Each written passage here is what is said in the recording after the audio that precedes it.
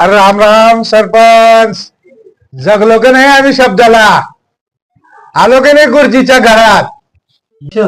काय सावकार साहेब, पाच मिशा साफ केली. पहिले लय ताव मारत होते, आता काय झाले? अहो महेशराव, मिशा काढायचं काहीतरी कारण असेल ना. याशिवाय का आम्ही मिशा काढल्या तर महेशराव, जरा दोघंही तुम्ही शांत बसा बघा.